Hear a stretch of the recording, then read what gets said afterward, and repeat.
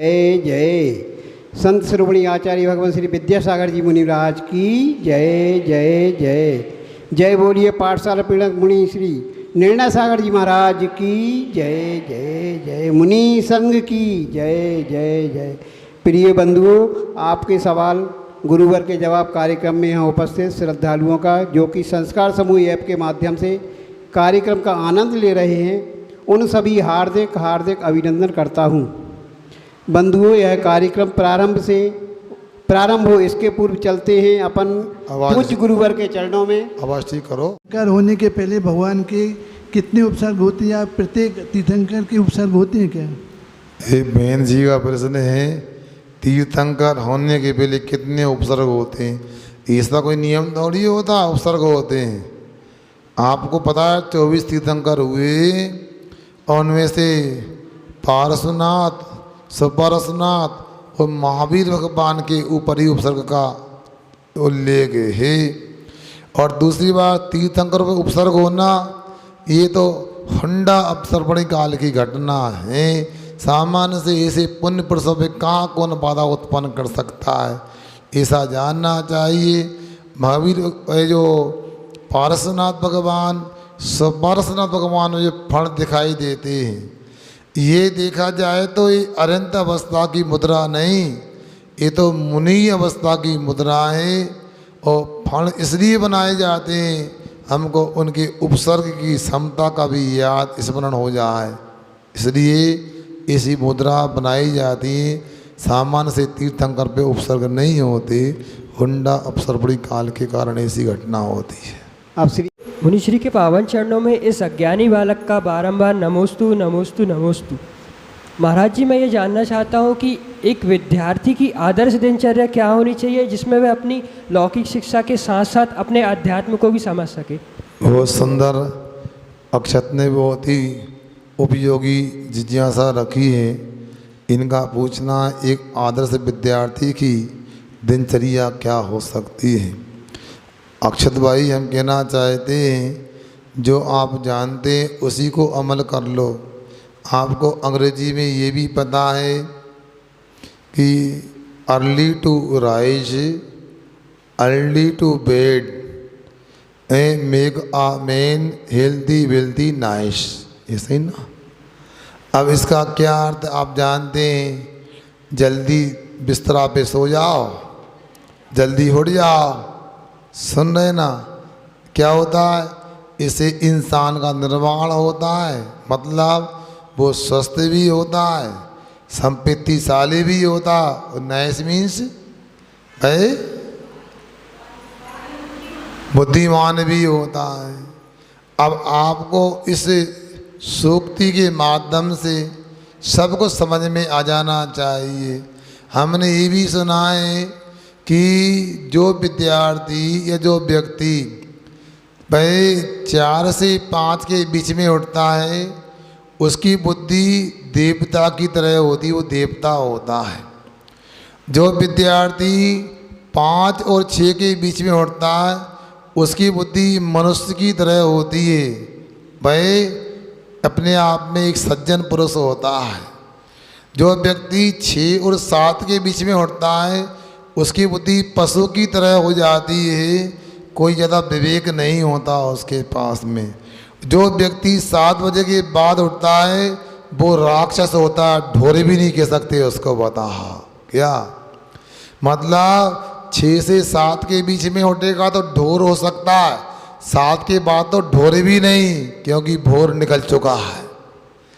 उसको तो राक्षस कहा है मनुष्य के रूप में। अब बात यह है, सुबह का काल अंतिम पहर ब्रह्म मुहूर्त कहा गया है, और ब्रह्म मुहूर्त जो होता है उसमें बुद्धि एक अलग प्रकार से काम करती है। यदि विद्यार्थी सामान्य दिनों में 6 घंटे पढ़ाई करता है और जितनी पढ़ाई होती उतनी प्रातः काल 3 से 6 बजे के बीच में पढ़ता है, उसे 2 घंटे में भी 6 घंटे की पढ़ाई का लाभ मिल सकता है। इसलिए विद्यार्थी होने के लिए सूर्योदय के पहले उठना ही चाहिए, ये ध्यान रखना चाहिए। अब एक संस्कृत में भी श्लोक आता है, मैंने उस दिन कन्या शिविर के प्रसंग में सुनाया था। आप लोग अब अंग्रेजी के बाद संस्कृत को भी समझ लो। ये देखो भाषाएं अलग अलग हो सकती हैं मगर सब में देखो ये इंसान तैयार करने की बातें बताई हैं। बात विद्यार्थी के लक्षण बताए गए हैं। क्या कहते हैं? काक चेष्टा प्रवृद्ध्यानम स्वान निद्रा तथैव च अल्पाहारी गृह त्यागी विद्यार्थी पंच लक्षणा। क्या भाई सुना? काक चेष्टा कहा है। कौवे के पास संदे दो छिद्र होते हैं, एक गोलक होता है। इधर कुछ देखना है तो फट से गोलक इस छिद्र में आ जाएगा, इधर देखना है तो यहाँ आ जाएगा गोलक। मतलब अपने विषय के प्रति बड़ा सजग होता है, इसलिए कौवे की तरह चेष्टा होना चाहिए। बपुर ध्यानम, बगुला यद्यपि मांसाहारी होता है मगर उसको मांसाहारी की तरफ से नहीं दिखाया, उसको चित्त की एकाग्रता की तरफ से दिखाया है। वह अपने शिकार के लिए, मछली आदि के लिए वो इतना एकाग्र हो जाता है, हिलता भी नहीं है, बिल्कुल प्रतिमा की तरह स्थिर हो जाता है। कील दिया हो ऐसा स्थिर हो जाता है। इसलिए वह बगुला की तरह ध्यान होना चाहिए। तीसरा स्वान निद्रा। कुत्ते की विशेषता होती है कि कुत्ता बहुत कच्ची निद्रा लेने वाला होता है, जल्दी से वो जाग जाता है। उसी प्रकार विद्यार्थी ऐसा ना हो सो गया तो नींद लग गई, खो गया कुर्राटे भर के, जल्दी उसकी समय से नींद खुल जाना चाहिए। अलार्म भरा है या कोई बोलता है तत्काल उठ जाओ और अपनी पढ़ाई प्रारंभ कर दो। इसलिए स्वान निद्रा कहा गया है। सुन रहे ना? क्योंकि कोई भी जीव होता है उसमें कोई ना कोई गुण पाया जाता है, ये आप लोगों को याद रखना चाहिए। यूँ तो कुत्ते में गुण भी होते हैं, अवगुण भी होते हैं। सुना? एक बच्चा था, जिद्दी था, वो अपनी माँ से जिद करने लगा, माँ कोई तोता राम बच्चे का नाम रखता, किसी का नाम गजराज होता है, कोई शेर सिंह रखता है, कोई गजानंद रखता है, मेरा नाम तो कुछ नया रख दो। क्या रखवाना चाहते हैं? मेरा नाम कुत्ता रख दो। फिर पागल हो गया क्या? स्वान रख दो। अरे पागल हो गया? ये कुत्ता स्वान ये नाम रखने के होते, कभी नहीं रखना चाहिए। कुत्ता है, स्वान है, डॉगी है, ये नाम नहीं रखे जाते, ये तो गाली होती है। नहीं नहीं माँ, कुत्ते में विशेषता होती है। क्या विशेषता होती है? कुत्ता जो होता है, सुनो भाई, मालिक का वफादार होता है, रोटी के टुकड़े खाता है, रात भर भौंकता है, रखवाली करता है। कुत्ता जो होता है अल्प निद्रा वाला होता है। माँ कहती है थप्पड़ लगा के लाड़ में ऐसा करते, कुत्ता नहीं, क्योंकि कुत्ते में गुण भले ही हो, कुत्ता में एक बहुत बड़ा दोष होता। क्या? अपनी जाति को देख गुर्राता है, अपनी जाति के प्रति इसकी प्रीति नहीं होती, इसलिए कोई कुत्ते का नाम नहीं लेता है। कुत्ते को अपशब्द की कोठी में रखा जाता है। फिर भी कुत्ते में एक गुण अल्प निद्रा भी होता है। विद्यार्थी को अल्प निद्रा लेने वाला होना चाहिए। चौथा गुण होता है अल्पाहारी होता है। ज़्यादा खा लेगा तो आलस आएगा, पढ़ाई में नहीं कर पाएगा। सी हल्का भोजन करता है, सात्विक भोजन करता है। आज के बच्चों की तरह नहीं, बच्चे घर का भोजन ही नहीं करना चाहते, उनको कुरकुरे चाहिए, स्कूल टाइम, चिप्स, लेज, नूडल्स, ये क्या सब तामसिक हैं, हिंसक पदार्थ हैं, इनको तो छूना भी नहीं चाहिए। सात्विक भोजन हो, भूख से कम भोजन हो, गृह त्यागी होना चाहिए। क्या घर की याद करोगे तो स्कूल में ब्लैक बोर्ड नहीं दिखेगा तो श्याम पटल। जब तक विद्यालय में हो घर का त्याग रखना चाहिए, वो ही सबल विद्यार्थी होता है। प्राचीन काल में घर में बच्चे नहीं रहते थे, पढ़ाई करने के लिए गुरुकुल में जाया करते थे।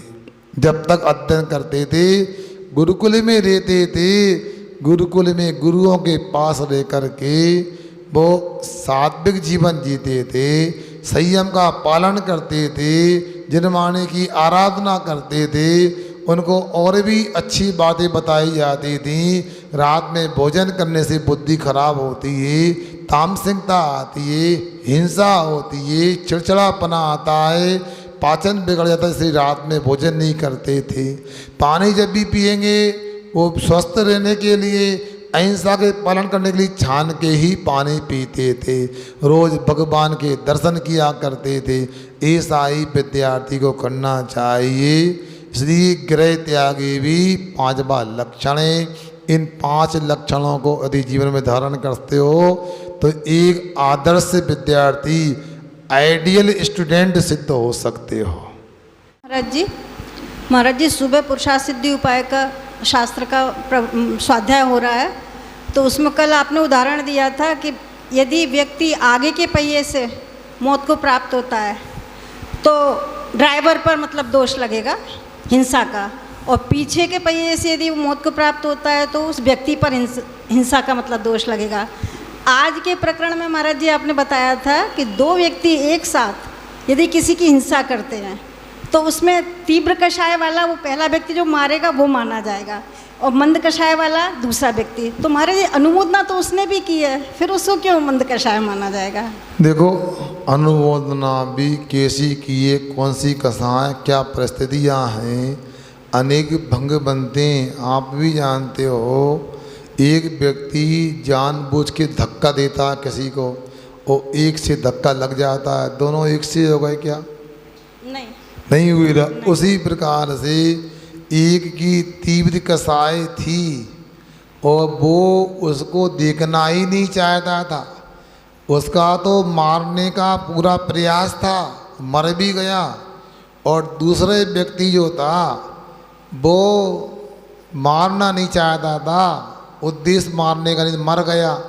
बाहर से देखने में दोनों को मारने की स्थिति में देखा, दोनों बाहर देखने में दोनों हत्यारे हुए, मगर एक का कषाय भाव था, द्वेष भाव था, और दूसरे का भाव भाई अज्ञात भाव था, इसको बोलते हैं। कानून की धारा में तो ड्राइवर पर उस पर मतलब अलग अलग धारा नहीं, लगेगी। उसमें भी हाँ। यहाँ पर ये हमारे यहाँ परिणामों को भी देखना पड़ता है, परिणाम के अनुसार।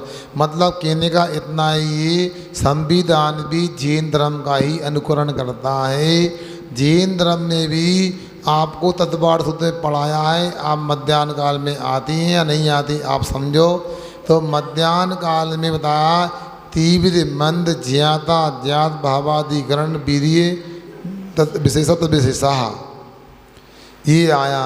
तीव्र भाव, मंद भाव, ज्ञात भाव, अज्ञात भाव, हो भावाधिकरण वीर्य विशेष तद विशेषा। अधिकरण और शक्ति विशेष से कर्म के आश्रम में विशेषता होती है।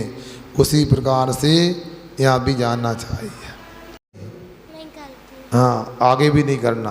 चलो महाराज जी, मेरा प्रश्न ये है कि जैसे आप केश लॉन्च करते हो तो आप अपने बाल हाथों से निकालते हो, तो जब आप नाखून काटते हो तो वो आप कैसे काटते हो? अच्छा, अरे वाह, ये प्रश्न कौन ने पूछा? मम्मी ने कहलवाया था, दादी ने कहा था अपने मन से। अच्छा देखो, ये बिटिया कह रही है केस अपने हाथ से काटते हो, नाखून कैसे निकालते हो? बेटा देखो, ऐसा है, मुनिराज तो स्वभाव लंबी होते हैं, वो पराधीनता नहीं रखते, मगर 28 मूल गुणों में केसरोंज करने को तो कहा है, किंतु नाखून कैसे निकालें ये कुछ नहीं कहा। हम बहुत दिन तक, कई वर्षों तक नाखून को हाथ से निकालने का प्रयास करते निकालते थे, अब भी निकालते हैं। कभी नाखून बीच में से टूट जाए, कट जाए, इसलिए उसके लिए वो नील कटर आदि का भी अवलंबन लेना पड़ता। नहीं लेना चाहिए, ये हमारा कमजोरी है। मगर नाखून टूट जाता है बीच में से तो तकलीफ होती है, तो उसे मशीन से भी निकाला जाता है। मेरा नाम अतिवीर जैन है, मैं इटारसी में रहने वाला हूँ। मेरा प्रश्न ये है कि शिखर जी क्यों बनाते हैं और उसमें कलश क्यों चढ़ाते हैं? कितना अच्छा, हाँ समझ में आ गया। पहले तो बच्चे ने विधिवत प्रश्न किया है, उसका सम्मान करना चाहिए आप लोगों को। बताओ, उसने अपना परिचय दिया है, अपना नाम, और उसने अपने नगर का नाम बताया है। अब वो पूछ रहा है कि मंदिर जी में शिखर जी क्यों बनाना चाहिए और कलश क्यों चढ़ाना चाहिए। देखो, हम लोग तो मंदिर में अंदर जाने की योग्यता रखते हैं, सुन रहे ना, मगर कुछ पशु गति के जीव हैं, कुछ ऐसे लोग हैं जो मंदिर में प्रवेश नहीं देता है। उनको बाहर से भगवान की शिखर देखने से भी मंदिर के दर्शन करने का लाभ मिलता है, इसे शिखर बनाते हैं। दूसरी बात यह है, मंदिर के दर्शन अपने को यदि पास से होते हैं और दूर से कहीं से निकल रहे हैं या दूर से आ रहे हैं, तो भगवान की शिखर देख करके हमें भगवान की याद आ जाती है और वहीं से नमोस्तु बोल देते हैं और हमारा पाप का नाश होने लगता है। आपने कहा कलश क्यों चढ़ाते? कलश तो शिखर का ही एक भाई अंग है। हमारे शरीर में जैसे मस्तक होता है, वैसे मंदिर के ऊपर कलश होता है। कलश चढ़ाने का मतलब होता है मंदिर की पूर्णता है, और आप कलश को देख करके ये आपको संकेत मिलता है। हमको भी जैसे भाई भगवान के मंदिर की भाई सबसे ऊंची भाई दशा है तो कलश है, उसी प्रकार हमको संसार में सबसे ऊंचा उठना है और सिद्धालय जाना है। तो सिद्धालय की भाई सूचना को देने वाला शिखर का कलश होता, ऐसा जानना चाहिए। देव को स्पर्श करने के लिए शुद्ध धोती दुपट्टा पहनते हैं, परंतु साधु परमेष्ठी और जिनमाणक माता को स्पर्श करने के लिए कितनी शुद्धि होना चाहिए? कृपया समाधान करें। अच्छा, देखो ऐसा है, देव शास्त्र गुरु तीनों एक समान होते हैं, मगर उनकी स्थिति अलग होती है। भगवान की प्रतिमा वेदी पर विराजमान करते हैं, उनकी अपनी मर्यादा होती है, उनके लिए शुद्ध वस्त्रों में ही स्पर्श करते हैं।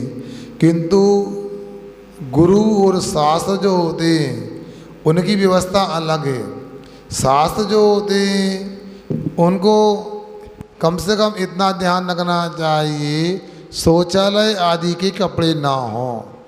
मुनि महाराज को भी स्पर्श करना है तो अपने हाथों की शुद्धि होना चाहिए, शौचालय आदि के वस्त्र नहीं होना चाहिए।